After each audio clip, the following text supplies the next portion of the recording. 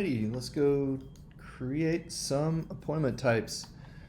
Alright, so come to this page. Obviously there's nothing in to start with, and we just come out and click on add new appointment type, and you'll see that you get all these different areas here that you can fill in some details around. So we'll start out, and the first thing you notice is you've got your different service types here. So we'll do our financial planning, and we'll create one called planning 101 session, and I usually like to put let's just say 60 minutes. So I usually like to put that in the title, just to kind of let people know what they're getting into. You do actually put in the number of minutes down here, and this is what the calendar algorithm uses to find out when there's a space for it.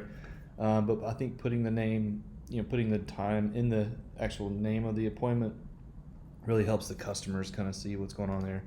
I'll just put 0 in here. This pricing is an area where if there is a price, it'll show up on the web form, but we're not actually taking payments or anything. You need another app from the App Exchange to kind of follow on a different process after that.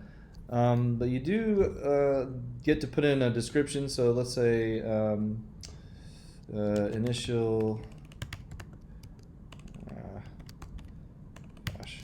when everybody's watching, you can't type, can you? All right, initial session to get you started with one of our planners, etc., etc. Right. So these can be pretty long, and it actually will show up on the web form. So this is what the customer is going to see, and you can change your colors. So you might want to pick colors from your color scheme or things like that.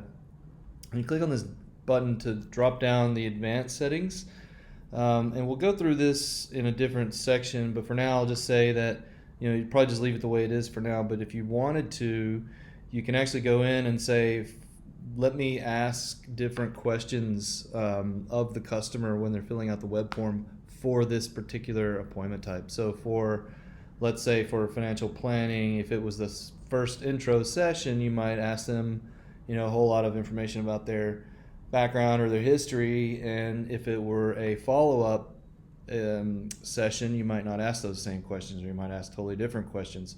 And you can control those with Salesforce field sets, and so you can do fields that will both come in and go to the contact and also to the event. But this gets fairly complicated, so we'll go through that in a separate session. But for now, just for the normal appointment, we'll go through these options. So you've got and we've already gone through overbooking. So if the appointment, let's say it's a medical appointment, which is pretty common for overbooking, then you might say allow advisors to overbook the appointment if up to their overbooking limit. You'd go on here and say, is this one even available on the booking form? Because you might have some appointment types you don't even want to show up on there. That might just be internal.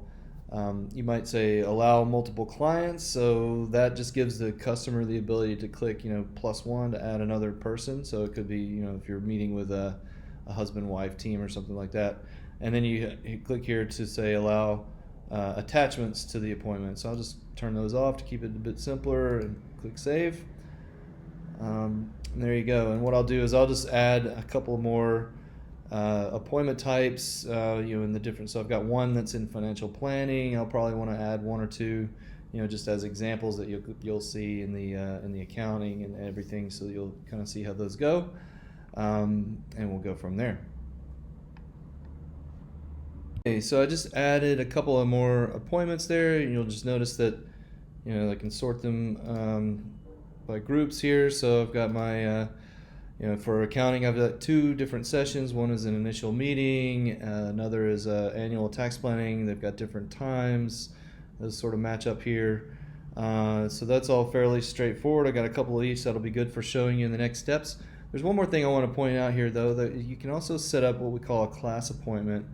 So let's say we've got 2020 tax planning class or something like that. Talk about, and it'll be talk about the new tax laws, something like that. We'll say that's a class appointment, and we put in here a maximum number of participants. So if we put in there, say 10 people, That's what really defines it as a class appointment. I'll do 60 minutes. I'll give it a zero price.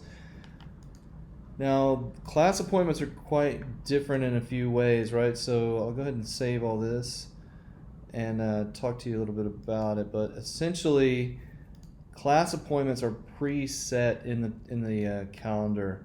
I'll go through that in more detail when we look at the calendar itself, but suffice it to say that you don't want people being able to look at your schedule if you're the person that's designated to be able to, if you've got the skill to host a class appointment. You don't want to have your open schedule there and then suddenly somebody puts a 10-person class in at 2 p.m. on Friday and you weren't even aware of it, right? So class appointments are not done that way. They're done more proactively where you set the time in advance. And so that is sort of the big difference with class appointments.